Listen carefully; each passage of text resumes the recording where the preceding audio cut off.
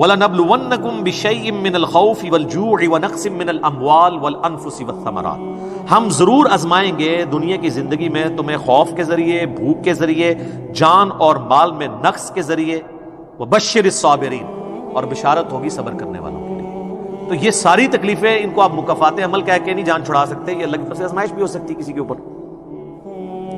اور صبر کرنے والوں کے لیے بشارت ہے، اور ان کی نشانی کیا ہے؟ الذین اذا اصابتهم مصیبہ، جب کبھی انہیں کوئی مصیبت پہنچتی ہے تو وہ کہتے ہیں قالوا انا للہ وانا الیہ راجعون، بھئی ہم بھی تو اللہ کی طرف سے آئے تھے، ہمیں بھی لوٹ کے اللہ کے پاس جانا ہے، اگر کوئی تکلیف آئی ہے تو یہ بھی چلی جائے گی نا۔ سب سے بڑی تکلیف کیا ہے؟ موت، وہ بھی تو ہم پہ آنی ہے نا، تو اس سے پہلے اگر چھوٹی تکلیف آئی ہے تو اللہ کی طرف چلی جائے گی۔